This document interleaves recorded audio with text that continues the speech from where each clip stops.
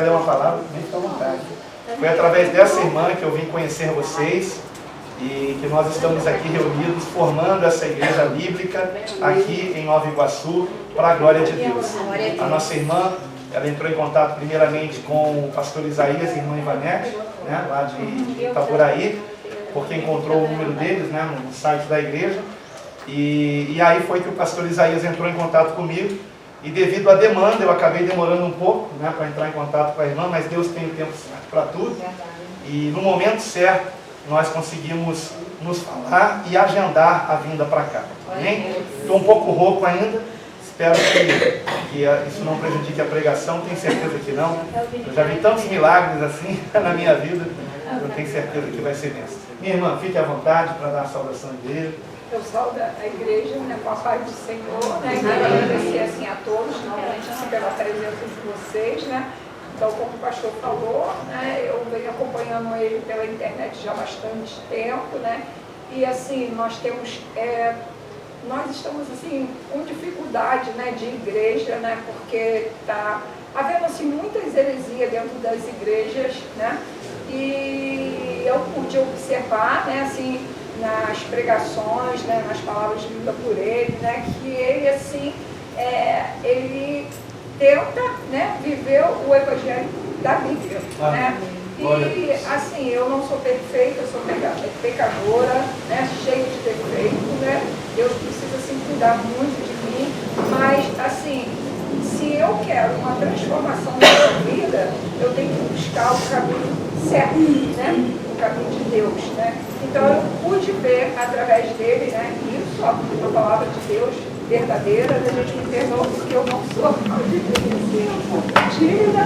né, mas assim eu pude ver, né, pela palavra que realmente ele tenta viver aquilo que está ali na Bíblia, é o que nós precisamos e que nós queremos, né, se nós queremos seguir esse verdadeiro Deus, né, nós temos que ter uma pessoa que nos direciona verdadeiramente o caminho do Senhor, né? Então assim eu convidei que ele viesse até aqui, ele veio, nós conversamos e nós estamos acho que no terceiro ou quarto encontro, né? Assim, no encontro aqui, né? Tem vindo pessoas, assim, vamos dizer assim, hoje estão aqui pessoas que vieram no primeiro dia e estão mantendo, mas tem pessoas que não, mas creio que continuam vindo novas pessoas, aquelas que não vieram hoje virão outros dias, né? Então, assim, nós cremos que Deus, assim, está no controle de todas as coisas, é feita a vontade dele, né, sobre nossas vidas. Então, esse é o nosso objetivo, né, de buscar verdadeiramente esse Deus, né, maravilhoso, porque sem ele nós nada somos, nada podemos, né? E nós temos que ter essa consciência, porque Jesus está voltando, né? E nós temos que verdadeiramente tomar uma atitude diante de Deus, né?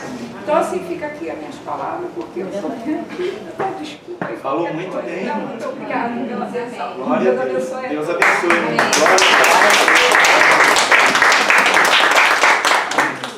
Queridos irmãos, como eu pretendo, né, conversar com vocês após o culto, eu gostaria de já entrar na palavra de Deus. Quero convidar você a abrir a sua Bíblia no Evangelho segundo Lucas.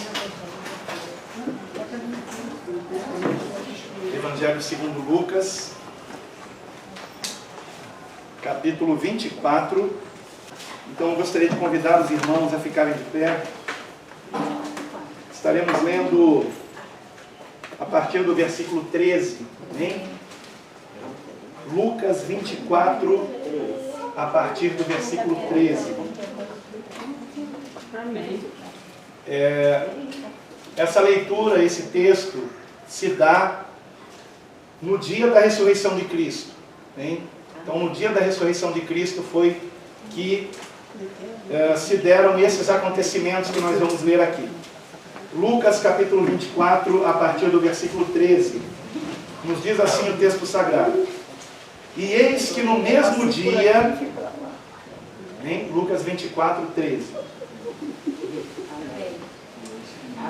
E eis que no mesmo dia iam dois deles para uma aldeia que distava de Jerusalém 60 estádios, cujo nome era Emaús, e iam falando entre si de tudo aquilo que havia sucedido. E aconteceu que, indo eles falando entre si e fazendo perguntas um ao outro, o mesmo Jesus se aproximou e ia com eles. Mas os olhos deles estavam como que fechados, para que o não conhecessem. E ele lhes disse: que palavras são essas que, caminhando, trocais entre vós? E por que estáis tristes? E respondendo um, cujo nome era Cleopas, disse-lhe: és tu só peregrino em Jerusalém, e não sabes as coisas que nela têm sucedido nestes dias? E ele lhes perguntou: quais? E eles lhe disseram: as que dizem respeito a Jesus Nazareno, que foi homem profeta, poderoso em obras e palavras diante de Deus e de todo o povo, e como os principais sacerdotes e os nossos príncipes o entregaram à condenação de morte e o crucificaram. E nós esperávamos que fosse ele o que remisse Israel. Mas agora, sobre tudo isso, é já hoje o terceiro dia, desde que essas coisas aconteceram.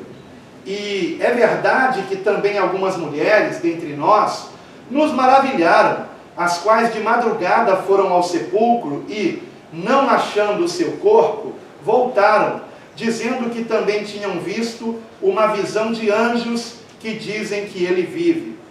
E alguns do que estavam conosco foram ao sepulcro e acharam ser assim como as mulheres haviam dito, porém a ele não o viram. E ele lhes disse: ó nécios e tardios de coração, para crer tudo o que os profetas disseram. Porventura não convinha que o Cristo padecesse estas coisas e entrasse na sua glória?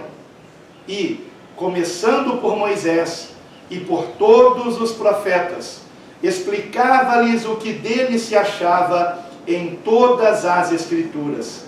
E chegaram à aldeia para onde iam, e ele fez como quem ia para mais longe.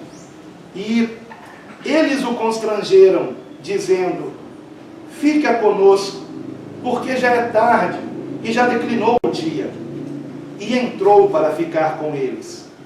E aconteceu que, estando com eles à mesa, tomando o pão, o abençoou e partiu-o e lhe deu. Abriram-se-lhes então os olhos e o conheceram, e ele desapareceu-lhes. E disseram um para o outro: porventura não ardia em nós o nosso coração quando, pelo caminho, nos falava e quando nos abria as Escrituras? E na mesma hora, levantando-se, tornaram para Jerusalém, e acharam congregados os 11, e os que estavam com eles, os quais diziam: ressuscitou verdadeiramente o Senhor, e já apareceu a Simão. E eles lhes contaram o que lhes acontecera no caminho, e como deles fora conhecido no partir do pão. E falando eles destas coisas, o mesmo Jesus se apresentou no meio deles e disse-lhes: paz seja convosco. Amém?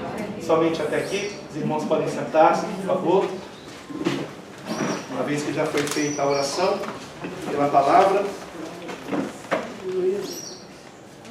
nós estamos diante de um texto muito revelador e muito significativo para os dias que nós estamos vivendo. Não faz muito tempo atrás eu meditava nesse texto, quando o Espírito Santo de Deus me trouxe uma revelação maravilhosa, que se encaixa perfeitamente com o quadro que nós estamos vendo hoje em dia, em relação a Jesus e a sua igreja. Nós estamos vendo hoje em dia uma situação na qual muitos irmãos em Cristo, assim como esses 2 discípulos que estavam no caminho de Emaús, estão, assim como eles, nos diz o texto, tristes, pesarosos, por conta do que fizeram com Jesus. Mas não em relação ao que fizeram com Jesus há cerca de 2000 anos atrás, mas ao que fizeram com o Jesus que desde 2000 anos atrás, e na verdade, bem antes disso, já nos textos do Antigo Testamento, nos era revelado que viria, e que de fato veio e cumpriu tudo aquilo que a respeito dele estava escrito em Moisés e nos profetas e nos salmos. E não é a respeito do Jesus homem que eu estou falando, aquele que foi crucificado e ao terceiro dia ressuscitou, mas a respeito do que fizeram com a mensagem deste homem e com a sua imagem, que deveria ter sido preservada, principalmente agora, em que as Escrituras nos revelam que estamos tão perto do seu retorno. O Senhor Jesus em breve voltará, como Ele mesmo disse que aconteceria. Nós estamos na iminência do retorno de Cristo. Estamos testemunhando os sinais que antecedem a sua vinda.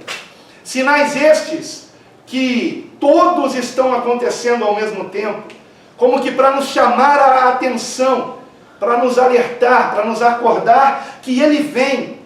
E precisamente neste momento em que a igreja do Senhor deveria estar completamente atenta a isso, e se preparando para o retorno do Senhor, se santificando e se envolvendo em evangelização como nunca antes na história, pois é exatamente o contrário disso que está acontecendo. E como se não bastasse, a mensagem de Cristo tem sido distorcida por aqueles que se dizem seus discípulos, por aqueles que se dizem cristãos, por aqueles que dizem conhecer o Evangelho a ponto de se chamar de evangélicos. Mas muitos destes estão crucificando Jesus novamente. Há uma recrucificação de Cristo nos nossos dias.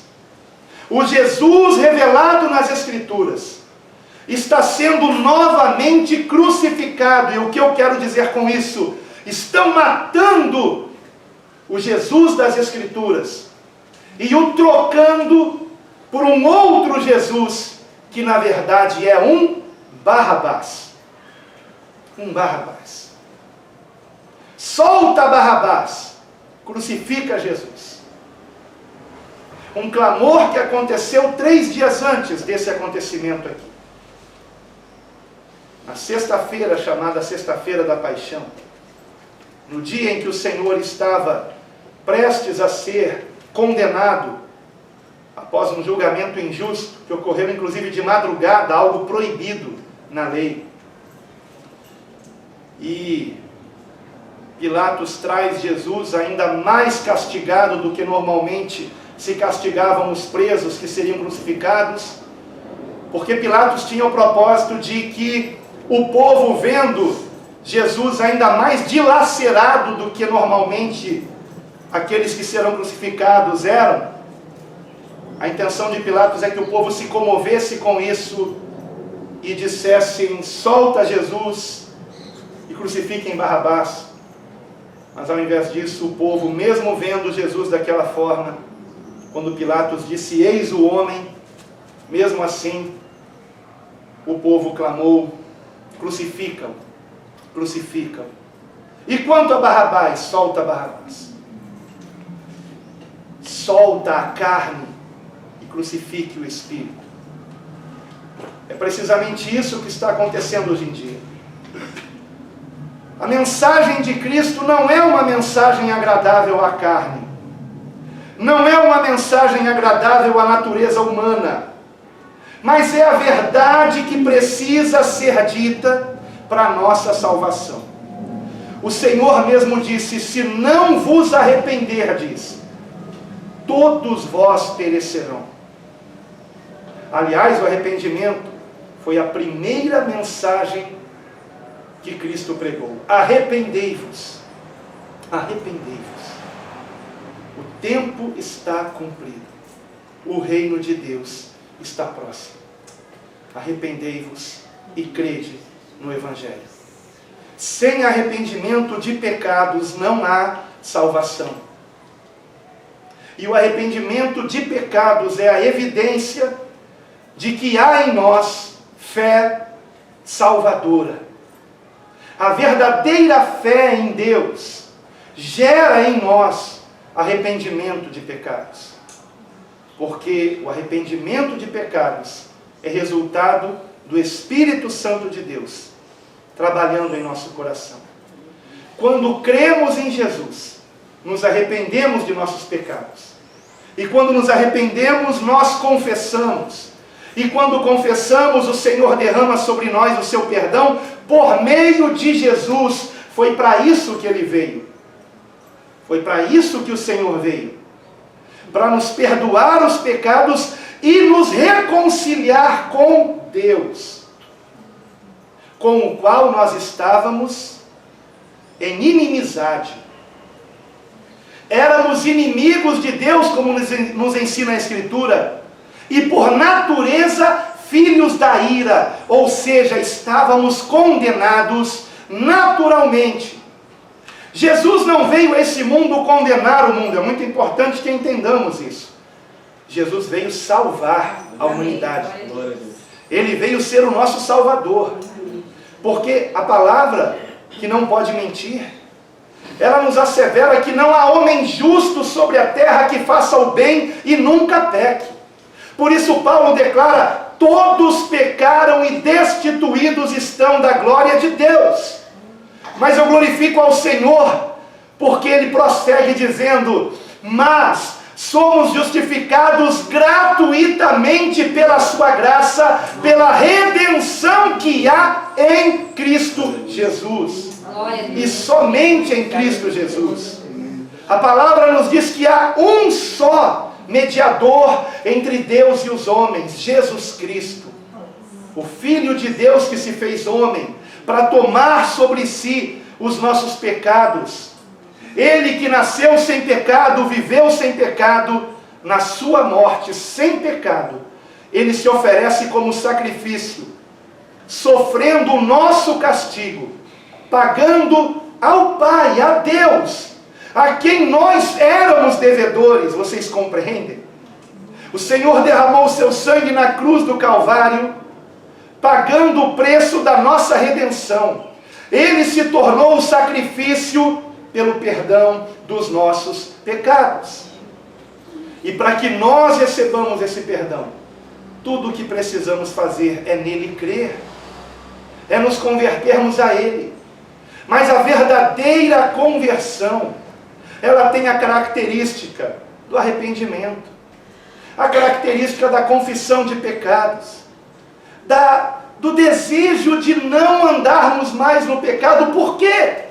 Porque se Jesus morreu na cruz por culpa nossa, por culpa de sermos pecadores, eu não quero continuar mais pecando, eu não quero mais imputar sobre Cristo peso algum, nenhum agravo da minha parte. Seria como se depois de conhecer a Cristo eu mesmo pegasse das mãos do algoz o chicote e eu mesmo fosse açoitar o Senhor. Vocês compreendem, irmãos? A partir do momento que compreendemos que Jesus deu a sua vida por nós e que Ele teve que vir, porque não havia outra forma de sermos salvos senão por meio do seu sacrifício na cruz. A partir do momento que compreendemos que foram os nossos pecados que encravaram o Senhor no madeiro, a partir do momento que compreendemos isto, se realmente cremos em Jesus, se cremos nesta mensagem, nós não vamos continuar no pecado. E a boa notícia, e por isso é que se chama Evangelho, a boa notícia é que em Cristo nós encontramos o poder para não andarmos mais em pecado. Amém, Jesus. A tal ponto que Paulo não chama mais os crentes, os que se converteram, de pecadores. Palavra esta que em grego significa praticante do pecado. Como é que ele nos chama? De santos. Santos. Santos. Não que eu seja perfeito ou você seja perfeito, mas somos chamados de santos porque agora estamos separados deste mundo. Este é o significado da palavra santo, separados deste mundo para Deus. Não vivemos mais para nós mesmos. Agora vivemos para Deus. Porque para isso Jesus veio. Para nos tornar família de Deus. Nos tornando nada mais, nada menos que filhos de Deus. Aleluia! E isso é maravilhoso. E como é que temos a certeza que somos filhos de Deus? Porque o Espírito de Deus habita em nós. Paulo chama o Espírito Santo de penhor da nossa herança. É a garantia da nossa salvação. Aleluia. Eu sei que sou salvo, não por minhas obras, não por eu não pecar. Eu sei que sou salvo porque o Espírito de Deus habita em mim. Glória a Deus, amém. Cristo habita em mim. Aleluia. Agora vivo não mais eu, mas Cristo vive em mim. Cristo vive em mim. Aleluia. Aleluia. Certa vez um jovem se aproximou de Paul Washer. Talvez vocês conheçam na internet. É um pastor missionário. E esse jovem se aproximou de Paul Washer no final de um culto e disse: pastor, eu não tenho certeza da minha salvação. E ele disse: mas por que você não tem certeza? Você não crê em Jesus de todo o seu coração? Você não se arrependeu dos seus pecados? Você não foi batizado nas águas? Você não ama o Senhor? Sim, mas eu não tenho certeza. Eu não tenho certeza ainda. E ele disse: então tá bom. Como era a sua vida antes de conhecer a Cristo? Ah, eu vivia na boate, nas baladas. E o Paul Washer perguntou: e você conhece alguma grande boate por aqui por perto? Claro, eu conheço todas. E tem alguma nesse momento que está funcionando? Vai até amanhecer o dia. Com certeza, ainda mais final de semana. Então faz o seguinte: você vai sair daqui agora e você vai para essa boate. Você vai para essa boate e nessa boate você vai beber como você bebia antes. E você vai encontrar uma mulher e você vai procurar ter um relacionamento com ela essa noite ainda. E aquele jovem ficou apavorado e disse: não! Que isso, pastor? Claro que eu não vou fazer isso. Meu jovem, faça isso, eu não vou contar para ninguém, faça. Vai fundo, mergulha de cabeça. Não, pastor, eu não posso. Por que você não pode? Eu não sei, eu não vou conseguir. Eu não posso mais fazer isso. E Paul Washer disse: sabe por que você não quer mais fazer isso? Porque o Espírito Santo de Deus habita em você. Aleluia. Você não pode mais retroceder. Ainda que você cometa um delito, isso é um acidente, isso é eventual, não proposital, porque o Espírito Santo de Deus habita em você. E não é verdade, irmãos, que quando nós pecamos, quando nós falamos alguma coisa indevida, quando ficamos irados, quando por um descuido xingamos, desejamos o mal a alguém, ou fazemos qualquer coisa indevida, não é verdade que nós sentimos uma tristeza, que ficamos incomodados, porque o Espírito Santo de Deus habita em nós. E essa é a obra redentora de Cristo. Se você peca e não sente nenhum tipo de peso, talvez você não tenha ainda conhecido Jesus. Talvez você não tenha ainda compreendido que Ele morreu na cruz por você. Mas quando compreendemos isso e aceitamos o sacrifício de Cristo e o recebemos como nosso único Senhor e Salvador, reconhecendo que nenhum outro poderia fazer o que Ele fez por nós, então recebemos o perdão e recebemos a paz de Cristo em nosso coração. E compreendemos que não somos salvos por rituais, por dogmas, por crenças doutrinárias religiosas, mas somos salvos sim por uma pessoa que morreu em nosso lugar. De cada um de nós, que também somos pessoas, Ele se fez como nós, com a única diferença de que, assim como nós, tendo sido em tudo tentado, jamais pecou. Adão foi tentado num paraíso e pecou. Jesus foi tentado no deserto e venceu. Aleluia! Aleluia! Esse é o nosso Deus. Por isso nele somos mais que vencedores. Mais que vencedores. Lembrem-se que Jesus não nos prometeu uma vida sem tribulação, não é verdade? Ele não nos prometeu uma vida sem aflições, não. Não. Ele mesmo disse, no mundo tereis aflições. Mas ele continuou dizendo, mas tende bom ânimo. E o que foi que ele disse? Vocês vencerão o mundo? Foi isso que ele disse? Não. Eu venci o mundo. Vocês não acham isso estranho? Tende bom ânimo. Vocês vão ter aflições, mas tenham bom ânimo. Eu venci o mundo.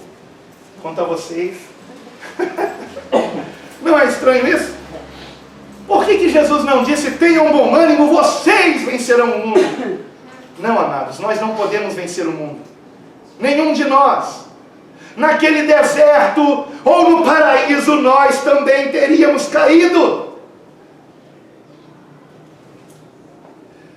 Somente em Cristo nós somos mais que vencedores.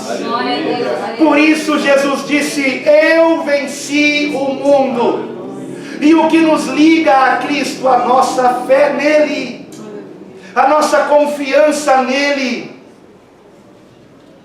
Se você realmente tem fé em Jesus, pare de confiar na sua força para vencer o pecado. Clame ao Senhor e diga, Senhor, me socorra, me fortaleça, me encha do teu Espírito. E como é que fazemos isso?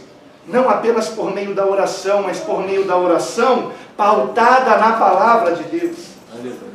É a palavra de Deus que nos lava, que nos purifica. Ela é comparada à água purificadora, que nos lava, nos regenera, nos purifica, para que nós possamos vencer. Aleluia. Vencer. Qual é o esforço que temos que fazer? O esforço de estarmos nele, de estarmos em Cristo, de nos certificarmos de que estamos bem perto dele, como Maria, irmã de Marta, que quando Jesus as foi visitar, aquelas irmãs, Marta ficou nos afazeres domésticos, preocupada em agradar o Senhor, talvez fazendo um cafezinho, né? Querendo arrumar os detalhes dos enfeites da sala, a cortina, colocar a almofada na posição certa em cima do sofá. Correu para o banheiro. Ai, quando o Senhor for no banheiro, vai encontrar o banheiro todo bagunçado. E estava lá. E enquanto isso, Maria, aos pés do Senhor, ouvindo os seus ensinamentos. Em determinado momento, eu imagino Marta passando de um lado para o outro. E cada vez que ela passava, ela olhava para Maria, fuzilando Maria com o olhar. Mas Maria nem olhava para ela, só olhava para o Senhor. Até que chegou um momento que Marta não aguentou e parou. Eu imagino Marta colocando a mão na cintura. Senhor, falou para Jesus, Senhor, tu não te importas que eu esteja fazendo todo o trabalho sozinha e minha irmã fique aí? E o Senhor respondeu, Marta, Marta, por que estás ansiosa, preocupada com tantas coisas? Uma só é necessária. E Maria escolheu a boa parte, a qual não lhe será tirada. Aleluia. Não lhe será tirada. Eu pergunto a você, onde é que está aquela almofada que ficou em cima do sofá da sala da casa de Marta e Maria? Onde está o sofá? Onde estão as xícaras? Onde estão os pratos? Aonde estão os enfeites da casa? Onde está a casa? Aonde estão as vestes que ela estava usando? Onde está tudo isso? Tudo isso se perdeu. Tudo isso foi corroído. Tudo isso. O que é metal enferruja. O que é pano a traça corrói. Tudo se vai. Mas aquele que faz a vontade de Deus permanece para sempre. Glória a Deus. Para sempre. E Jesus nos revela a vontade de Deus. Então Maria escolheu a boa parte. Maria escolheu ouvir o Senhor. Maria escolheu Jesus. O verdadeiro Jesus. O Jesus que nos faz ter intimidade com o Pai, com Deus. Que quando nos ensinou o modelo de oração, Ele não nos revelou o nome do Criador, se é Iá, se é Iavé, ou se é Jeová, ou seja lá qual for o nome. Há uma grande discussão hoje em dia a respeito disso.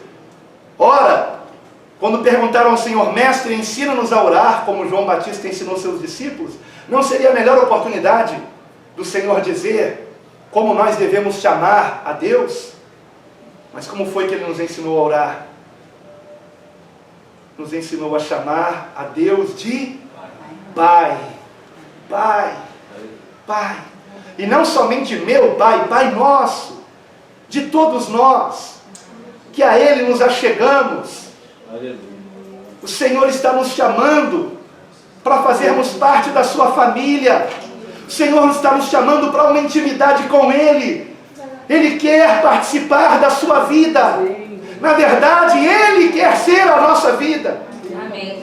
Como diz a palavra de Deus, que Jesus é a nossa vida. Ele que é a nossa vida, escreveu Paulo. Jesus é a nossa vida, aleluia. Glória a Deus. Por isso Ele mesmo disse, eu sou o pão da vida. Eu sou a água viva. Eu sou a luz do mundo. Eu sou a ressurreição e a vida. Amém. Aquele que crer em mim, ainda que morra, viverá. Aleluia. Então vejam que maravilha. Ele não somente veio nos dar vida aqui. Ele veio nos dar vida eterna. Eterna. Aquele que nele crê já passou da morte para a vida. Não temos que temer a morte, porque em Cristo não morremos mais. Não, eu tenho certeza disso.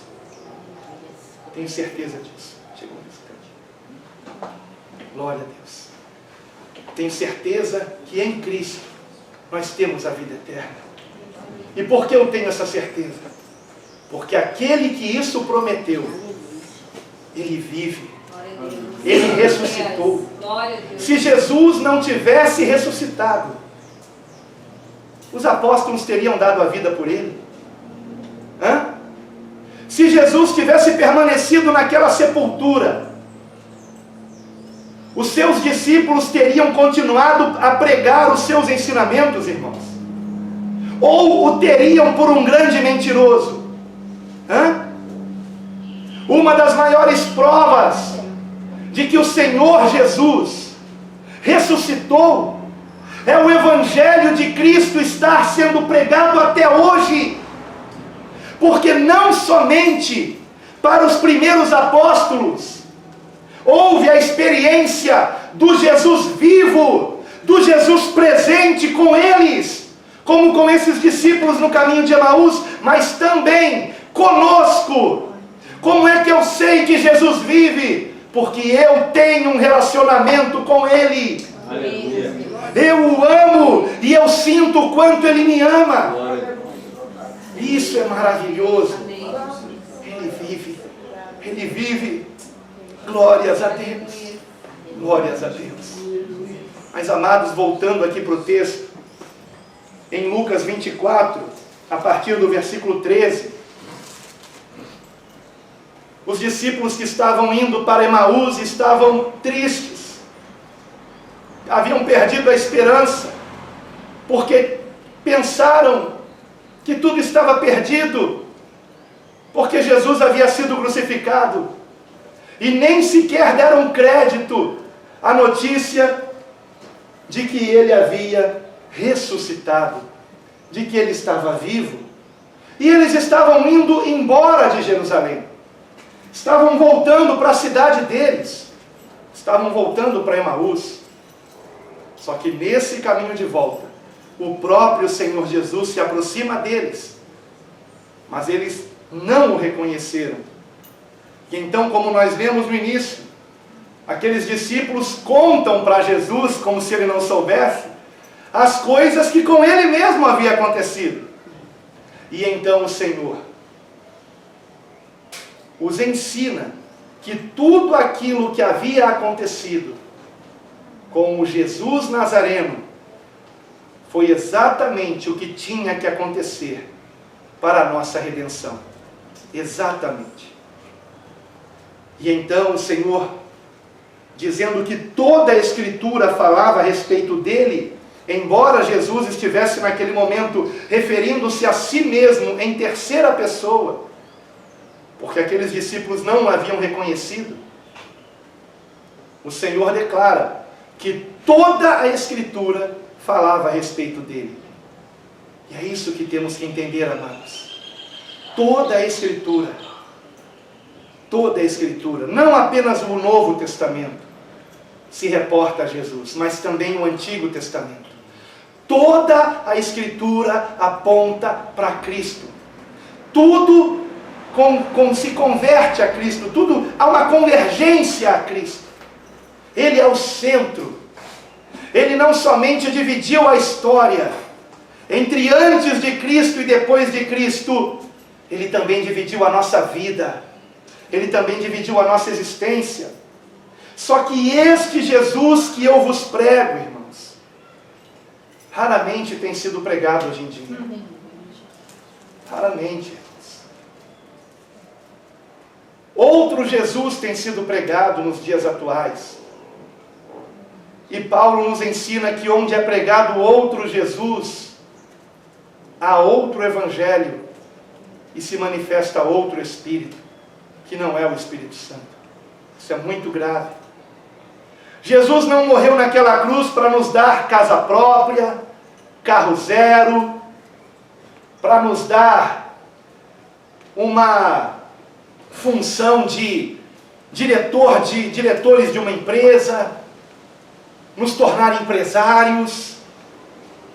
Se disseram para você que Jesus morreu na cruz para que você viva nesta vida sem aflições, para que você pare de sofrer, para que você conquiste o melhor dessa terra, você está muito enganado com o Evangelho, porque este não é o verdadeiro Evangelho. O próprio Senhor Jesus disse: a vida de um homem não consiste na abundância dos bens que ele possui. E aliás, antes de dizer essa frase, ele disse: tomem cuidado com toda a avareza, ou seja, amor ao dinheiro. E o mesmo Jesus disse: é mais fácil um camelo passar pelo buraco de uma agulha do que um rico entrar no reino dos céus. Então realmente vocês acham que Jesus morreu na cruz para que sejamos ricos, materialmente falando? O mesmo Jesus disse de que adianta o homem ganhar o mundo inteiro e perder a sua alma. O foco é a nossa alma. Se Jesus nos disse a vida de um homem não consiste no ter, então a vida consiste em quê? No ser. Em sermos uma nova criatura, em nascermos de novo. Por isso Jesus disse para aquele religioso Nicodemos: importa-vos nascer de novo. Aquele que não nascer de novo não herdará o reino dos céus. Precisamos desse novo nascimento. E o que é esse novo nascimento? Você não viver mais para si mesmo, eu não viver mais para mim mesmo, mas a partir do entendimento de que Ele deu a sua vida por mim, agora eu vivo para Ele. Ele morreu a minha morte para que eu viva a sua vida. É uma troca, você entende? Eu Morro por você nessa cruz.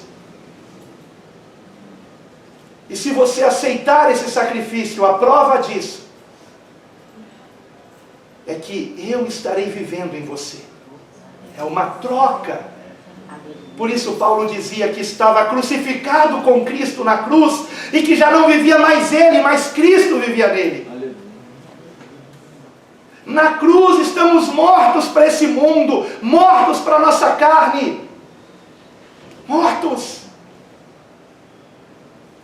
E na ressurreição de Cristo, estamos vivos nele, para uma novidade de vida. Aleluia. Para estarmos numa dimensão espiritual muito acima de todo principado e potestade. Em Efésios é revelado que nós já estamos assentados à destra do Pai em Cristo. Ele está à destra do Pai e espiritualmente estamos nele. Estamos ligados ao Senhor. Somos um em Cristo, irmãos. Estamos nele. E para que de fato isso aconteça, tudo o que precisamos é nele depositarmos a nossa fé. Termos fé. Por isso o Senhor disse, tenham fé em Deus, tenham fé também em mim. Por quê? Porque Ele e o Pai são um.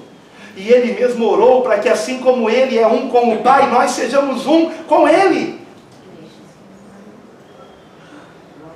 E é isso que os discípulos no caminho de Emaús estavam prestes a descobrir.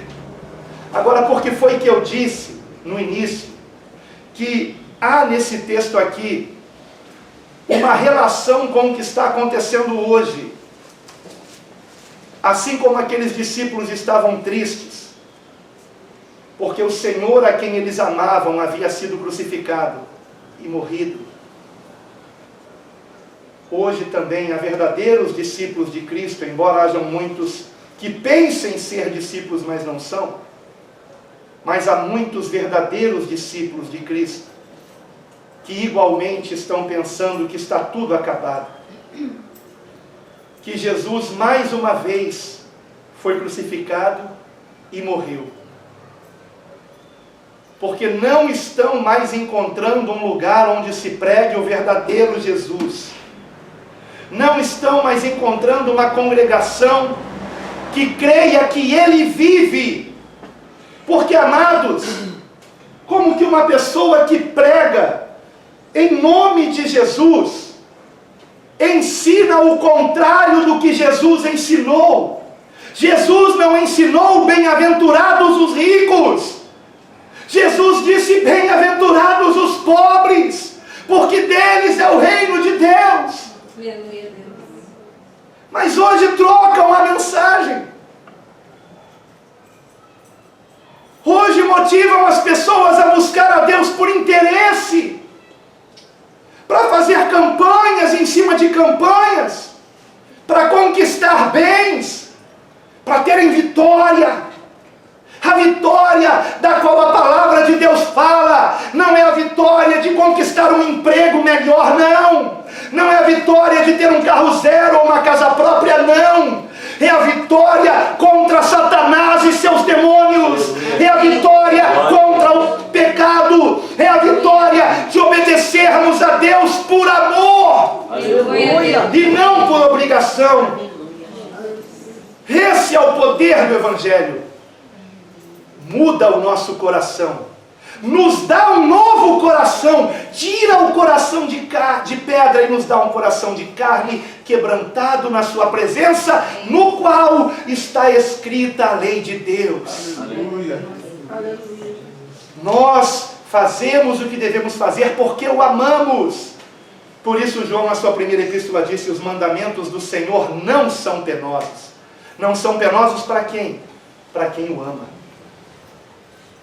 Para quem o ama. Aleluia. Isso é maravilhoso. Uma pessoa que distorce o que Jesus ensinou não crê que Ele está vivo. Não. Eu vim até comentando isso com minha esposa e o pastor Geraldo no carro.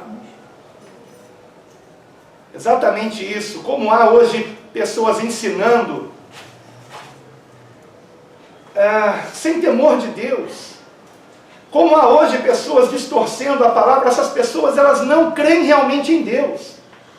Elas usam o nome de Jesus, usam a Escritura, fazem uso delas, você compreende, dos textos sagrados, usam o nome de Jesus, colocam na placa das suas denominações, e muitas vezes do lado da sua foto, não é? Também, não da foto de Cristo, é claro, da foto do pastor, do bispo, do apóstolo, né?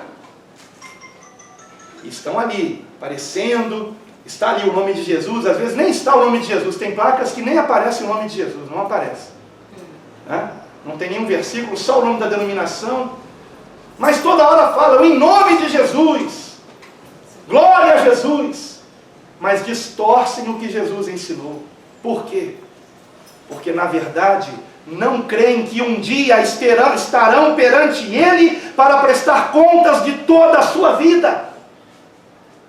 E é isso, amados, que nos está reservado. Cada um de nós, como diz a Escritura, cada um de nós compareceremos perante o tribunal de Cristo. Cada um de nós dará contas da nossa própria vida a Deus. Cada um de nós. Não há como escaparmos disso. Mas aqueles que distorcem a palavra de Deus não acreditam nisso. Não é possível. Ou então são loucos. Então muitos não estão mais encontrando um lugar onde o verdadeiro Jesus está sendo pregado. Porque, como eu disse, a mensagem do Evangelho só é uma boa nova quando nós compreendemos qual é a má notícia. A má notícia é que sem Cristo estamos perdidos. Mas a boa notícia é que Deus amou o mundo de tal maneira que deu o seu Filho unigênito para que todo aquele que nele crê não pereça, mas tenha a vida eterna. Aleluia! Essa é a boa nova, essa é a boa notícia. Ele nos ama e nos chama para a salvação. Ei, seja salvo. Você não precisa ir para o inferno, você não precisa praticar o pecado, você não precisa estar preso em vícios. Há poder no sangue de Jesus. Aleluia! Por isso Paulo disse, o Evangelho é o poder de Deus. Poder de Deus. Nós não precisamos mais andar no pecado. Somos chamados a andarmos em novidade de vida. E nele nós temos esse poder. E Jesus nos ama tanto, que nessa história nós temos mais um exemplo disso. Aqueles discípulos estavam indo embora, e o Senhor vai ter com eles. Quantos são os nossos irmãos em Cristo, que nesse momento não estão mais congregando, estão tristes, pensando que está tudo acabado, que não existem mais igrejas onde se prega o verdadeiro Evangelho. E o Senhor está falando a estes irmãos, ainda há a pregação do verdadeiro Evangelho. Nem tudo está perdido. Eu ainda estou vivo. A minha mensagem ainda continua sendo pregada. Aleluia! E assim será por todas as nações da terra até a sua vinda. Há um remanescente fiel. Há um remanescente fiel. E é maravilhoso que o Senhor revela isso para eles no partir do pão. Eles pedem, fica conosco. E assim estão pedindo os nossos irmãos, fica conosco, Senhor Jesus.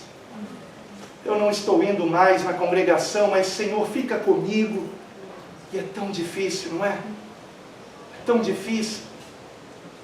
É tão difícil servir a Cristo sem irmãos do nosso lado para nos motivar, para orar conosco, para que nós oremos por eles também. É tão difícil, irmãos, a comunhão é tão importante. O próprio Senhor disse, onde 2 ou 3 estiverem, estou ali no meio deles. E aqui haviam 2, no caminho de Emaús. 2. O Senhor não está exaltando as multidões, Ele está exaltando as intenções. Qual é a sua intenção? Você ama o Senhor? Esses discípulos amavam o Senhor. Eu posso ver suas lágrimas descendo na face, falando sobre a morte do Senhor, lamentando e voltando para o caminho de Emaús vagarosamente, querendo que algo acontecesse, que eles acordassem e percebessem que não, que Jesus continuava vivo. E sabendo disso, o Senhor então se aproxima deles e atende o pedido e fica com eles. E fica com eles. É o que eu tenho testemunhado, irmãos. Tenho recebido mensagens de WhatsApp, e-mails, comentários no YouTube, talvez já tenha passado de milhares, talvez, ao longo dos últimos 7 anos. Milhares. Que apesar de não estarem congregando, não abandonaram o Senhor. E dizem, fica comigo, Senhor Jesus. E o Senhor se revela a eles. Se revela sim. E no partir do pão o Senhor se revelou, mas veja que maravilha. Diz o texto que, versículo 30, e aconteceu que estando com eles à mesa, tomando o pão, o abençoou e o partiu e lhes deu. Abriram-se-lhes então os olhos e o conheceram, e ele desapareceu-lhes. Por que o Senhor desapareceu da presença daqueles discípulos? Precisamente no momento em que eles o reconheceram, e que foi o momento em que o Senhor partiu o pão. Isso é muito significativo. O Senhor abençoou o pão, e o partiu, e deu esse pão para eles fazerem o quê? Ficarem olhando para o pão? Não, para eles o quê? Comerem o pão. Comerem o pão. O que o Senhor quer dizer com isso? Que Ele está naquele pão que eles estavam comendo. E que ao comerem do pão que Ele abençoou, isto está simbolizando que agora Cristo quer viver em nós. Eu não estou dizendo que o pão é místico. Eu não estou dizendo que o pão da ceia do Senhor é literalmente o próprio Jesus e que não podemos, por exemplo, mastigar o pão antes de engolir. Não é isso que a Escritura está nos ensinando. O que a Escritura de fato está nos ensinando é que o Senhor se valeu da ceia para nos ensinar que agora Ele estará vivendo em nós. Aleluia! Aleluia! Comemos da sua carne, bebemos do seu sangue. Por quê? Porque somos a continuidade da sua existência. Jesus, nos seus 3 anos de ministério público com os apóstolos, andou por toda a Galileia, Judeia e Samaria. Por que não foi além? Por que não foi a outras nações? Por quê? Porque de fato Ele está indo através de nós. Através de nós.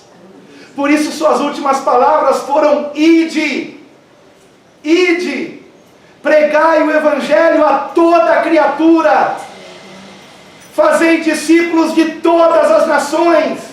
Aleluia! Quando nós vamos, Ele vai conosco. Ele vai conosco. Estes sinais ficarão com os que crerem, é o que diz a palavra? Não. Estes sinais acompanharão os que crerem. Temos que dar continuidade à missão de Cristo. Temos que levar essa palavra, essa mensagem, onde quer que coloquemos as plantas dos nossos pés. Porque Ele conta conosco para isso. E se você o ama, não somente você não vai mais querer andar no pecado, você vai querer andar como Ele andou. E como foi que Ele andou? Cheio de fé, e cheio de amor, e cheio de santidade, e cheio do poder do Espírito Santo. Aleluia! E tudo isso está disponível para cada um de nós. Todas as pessoas que eu mencionei até agora nesta mensagem, ou em qualquer pregação que eu tenha usado de qualquer texto bíblico, eram seres humanos como nós, Glória a Deus. que sentiam dor, que sentiam cansaço, que sentiam fome. Se estes homens foram cheios do Espírito Santo, você também pode ser. Se eles passaram para uma novidade de vida, não andando mais no pecado e sendo cheios do poder de Deus, nós também podemos ser. Deus não faz acepção de pessoas. Não faz. O próprio Pedro, no sermão do dia de Pentecostes, declarou isso, que a promessa era para os que estavam perto e para os que estavam longe também, e para todos quanto o Senhor nosso Deus chamar. Sabe por que você está ouvindo essa mensagem? Porque Ele chamou você. Ele chamou você. E você ouviu o seu chamado, atendeu o seu chamado. Aleluia. Prossiga. Não retroceda. Essa é a mensagem. Não retroceda. Volte para Jerusalém.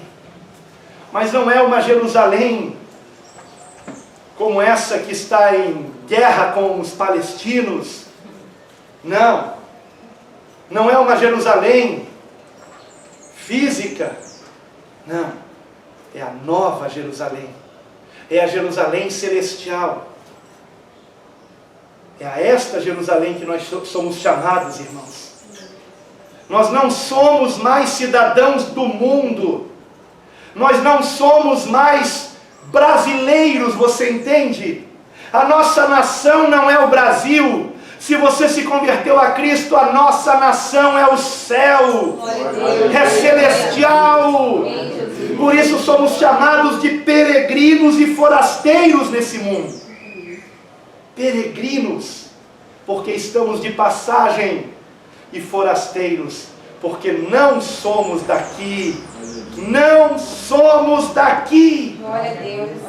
O que foi que os discípulos fizeram no momento em que eles reconheceram Jesus e entenderam que Ele está vivo? O que foi que eles fizeram? Diz aqui o texto, na mesma hora, versículo 33. Na mesma hora, levantando-se, tornaram para Jerusalém e acharam congregados os 11. Encontraram uma congregação de santos. De santos. E ainda que essa congregação sejam de apenas 2 ou 3, junte-se aos santos. Seja a igreja. Precisamos uns dos outros, irmãos. Podemos fazer coisas sozinhos? Claro que podemos. Mas unidos, fazemos muito mais, e muito melhor, e muito mais rápido. E é isso que assusta Satanás. E é por isso que o plano dele foi implodir a igreja. Envenenar pregadores com teologias liberais. Duvidando dos milagres, duvidando da ressurreição. Ontem eu soube de uma pastora, não me lembro que lugar da Europa, mas uma pastora que é ateia. E a congregação a denunciou para o sínodo da denominação e decidiram em assembleia os demais pastores que ela poderia continuar pastoreando mesmo sendo ateia. Porque apesar dela não acreditar em Deus, ela pregava o amor. Não, irmãos, o amor não salva. Porque o amor humano não é o ágape. Somos salvos pela graça de Deus por meio da fé. Por meio da fé. A nossa salvação não vem por obras para que ninguém se glorie. Nossa salvação vem pela graça de Deus por meio da fé. E esta fé é que gera em nós o verdadeiro amor, o amor ágape, o amor de Deus, o amor perfeito, o amor que não quer nada em troca, o amor por aqueles que não merecem ser amados, mas que nós compreendemos que por eles também Jesus morreu na cruz, e por isso nós os amamos. Nós só podemos amar uma pessoa de verdade, perfeitamente, via Jesus Cristo. Só conseguimos perdoar os que nos ofenderam via Jesus Cristo. Só conseguimos amar os nossos inimigos via Jesus Cristo. Sem Jesus é hipocrisia, sem Jesus é mentira. Sem Jesus são obras com interesses de alguma coisa em troca.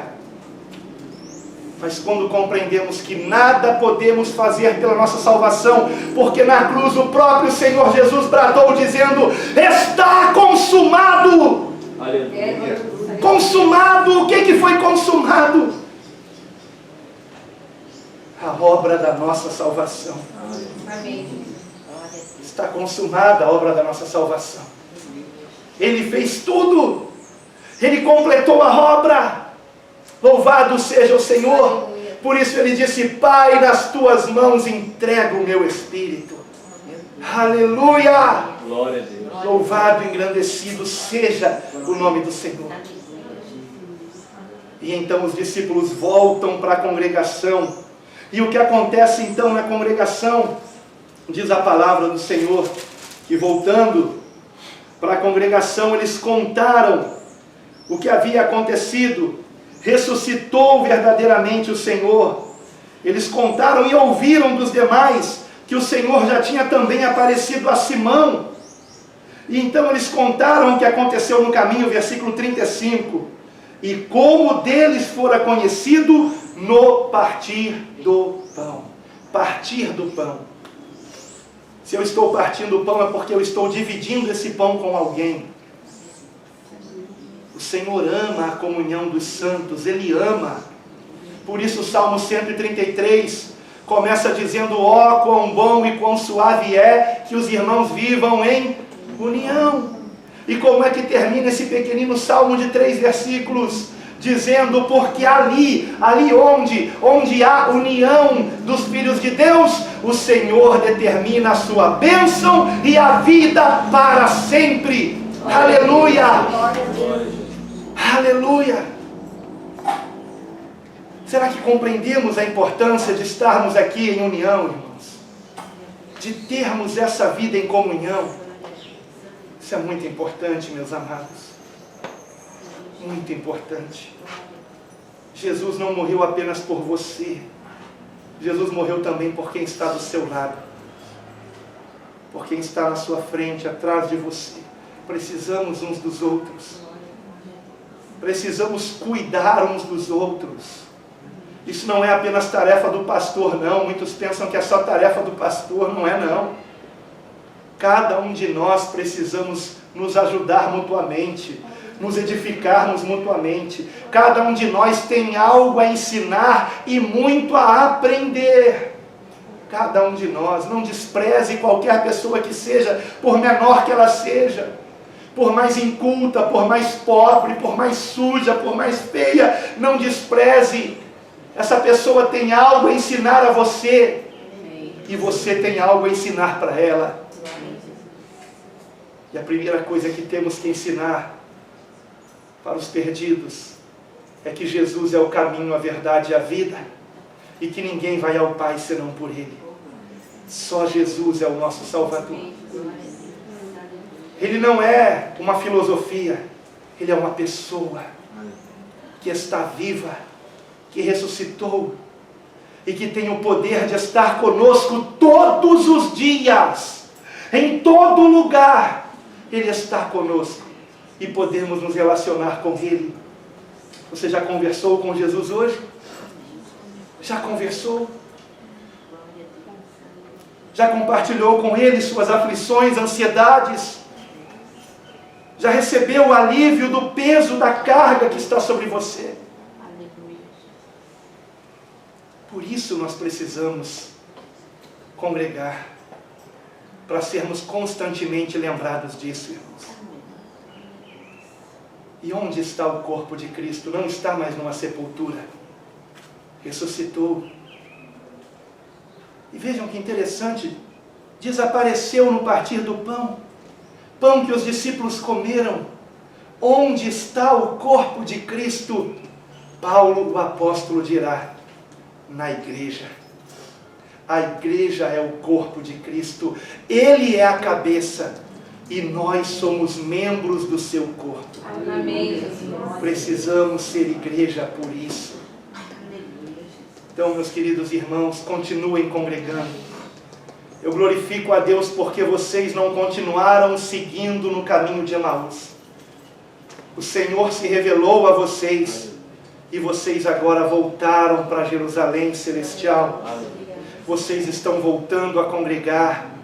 Vocês estão voltando a testemunhar o que o Senhor fez na vida de vocês e ouvindo o testemunho do que o Senhor fez na vida dos seus irmãos.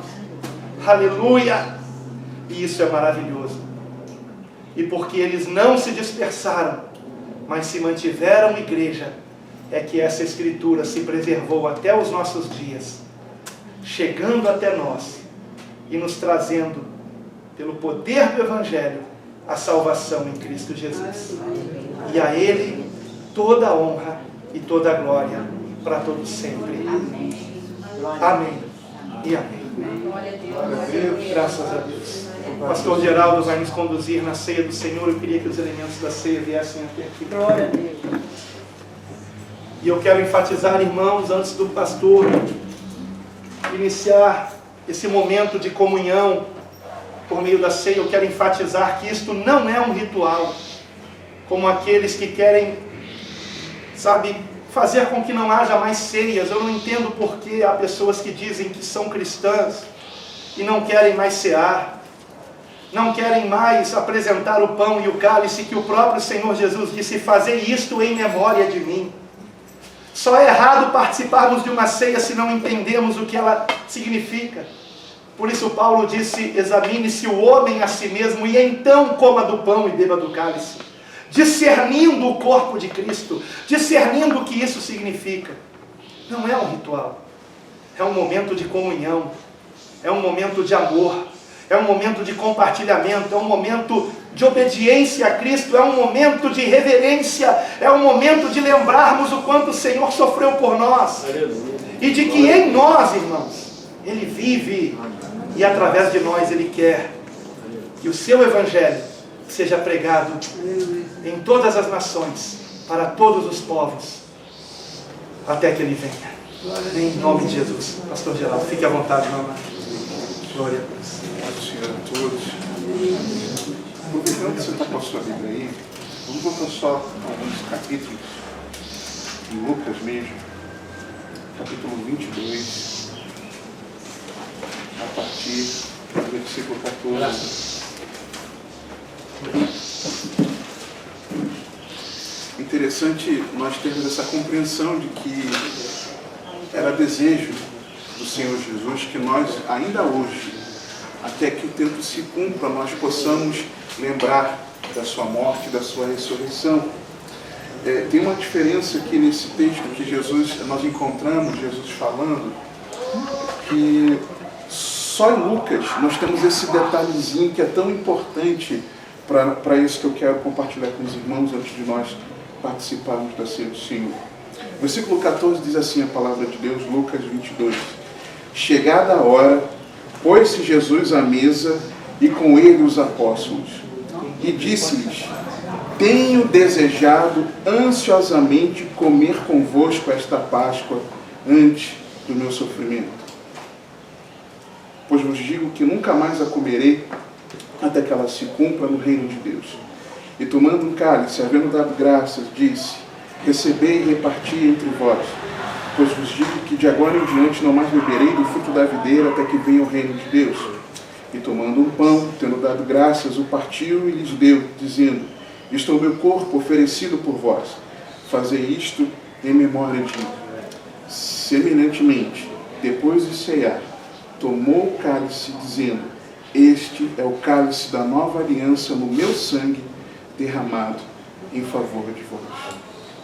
Versículo 15, nós lemos que Jesus declarando: tenho desejado ansiosamente.